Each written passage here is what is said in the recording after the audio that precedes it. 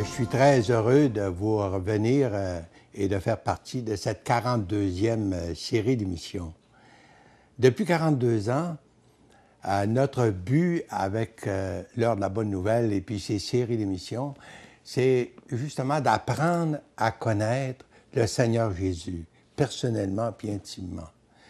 En fait, on peut vraiment dire que la personne du Seigneur Jésus, le Fils de Dieu, c'est le cœur même de l'Évangile. De le connaître, lui, c'est la vie éternelle. Le connaître intimement et personnellement. Il ne s'agit pas de savoir des choses de lui ou d'avoir appris des choses de lui. C'est pas suffisant de connaître le petit Jésus de l'Histoire sainte. Le petit Jésus de l'Histoire sainte, ça ne peut pas transformer la vie de personne. Ça ne peut pas nous apporter non plus l'assurance que nos péchés sont pardonnés. Ça ne peut pas non plus nous accorder l'assurance de la vie éternelle. Tandis que le Christ vivant, le Christ de la Bible, de l'Évangile, il a vaincu la mort. Et puis maintenant, il est vivant et c'est lui qui peut transformer nos vies.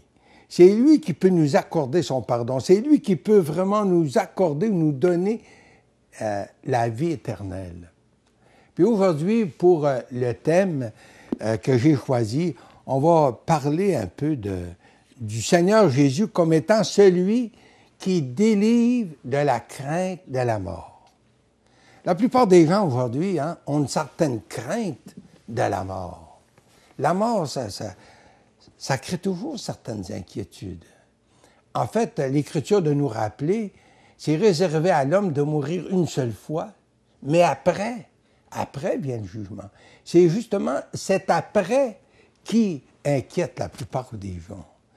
Le méconnu face justement à l'éternité ou après la mort. Et pourtant, la mort, ça reste quand même un ennemi. Et il faut bien se préparer pour faire face à cet ennemi qui est la mort. Et pourtant, le Seigneur est venu, lui, pour que nous soyons prêts à faire face, justement, à la mort. Il y a une dame qui nous écrivait, il y a quelque temps, et puis elle nous dit ceci. Elle dit, j'avais la pensée de vous suggérer, comme message, en fait, la vie après la mort. Qu'est-ce qui nous attend? Et aussi, comment est-ce qu'on pourrait développer ce sujet pour nous aujourd'hui? Bien, en fait, c'est tout quand même un sujet. Et pourtant, on a quand même dit dans le passé que la mort, c'est comme une certaine justice pour tous les hommes, les riches comme les pauvres, les bien nantis comme justement les ignorants. Bien, tout le monde meurt parce que le salaire du péché, c'est la mort.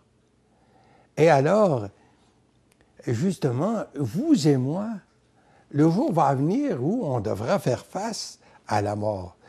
Si on n'est pas prêt à mourir, on n'est pas prêt non plus à vivre. Alors, cher ami, qu'est-ce que vous pensez de la mort? Est-ce que vous êtes prête vraiment à faire face à la mort? Si la mort vous surprendrait, parce que la mort, ça n'a pas de pitié. La mort appelle des fois des mères de famille qui ont des petits-enfants. Je connais justement, cette année, une jeune épouse, elle a perdu son mari, 4 petits-enfants. Mais je peux quand même vous dire qu'elle connaissait le Seigneur. Elle avait mis sa confiance dans le Seigneur. Et puis les choses, même si elles sont difficiles, si elles passent par une période de peine, une période difficile, elle est quand même soutenue par sa foi dans le Seigneur.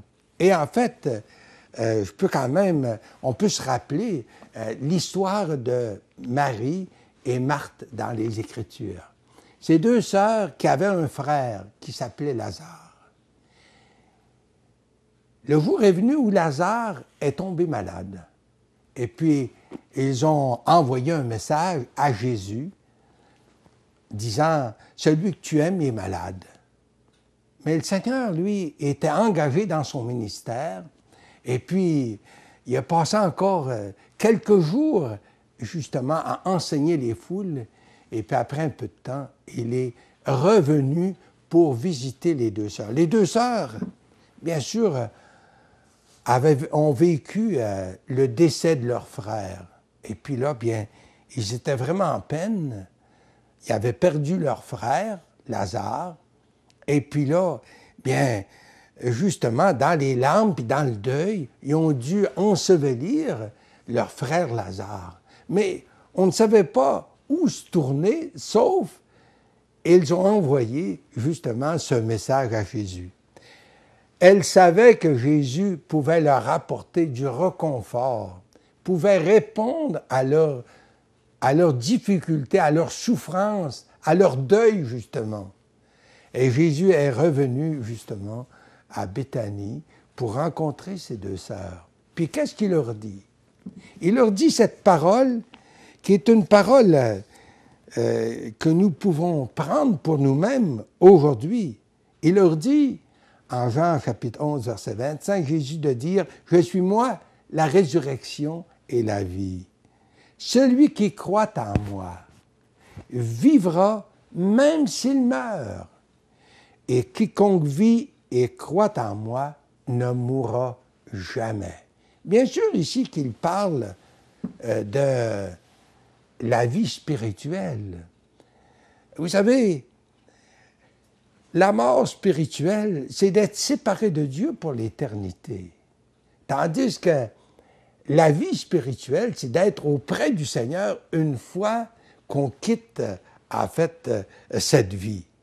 Et justement, c'est Paul qui pouvait dire, « Pour moi vivre, c'est le Christ, et mourir m'est un gain. » Mourir m'est un gain. Je me demande si on peut en dire autant aujourd'hui. Le Christ est ma vie et la mort m'est un gain. On devrait pouvoir en dire autant, vous savez. Les deux sœurs de Lazare ont été consolées par le Seigneur, justement parce qu'il leur a dit qu'il avait le pouvoir de ressusciter même Lazare. Et ça, c'est vrai pour tous les gens. C'est la promesse qu'il a pour nous. Pas nécessairement physiquement, mais le jour va venir, par exemple, où le Seigneur va vraiment ressusciter ces corps mortels que nous possédons. Mais pour ce faire, comme Jésus l'avait si bien dit à Marthe et à Marie, « Celui qui croit en moi. » Mais qu'est-ce que ça veut dire croire? Croire dans le Seigneur, c'est vraiment de nous confier à lui, de l'accepter lui comme sauveur personnel. C'est vraiment de lui confier le salut de notre âme.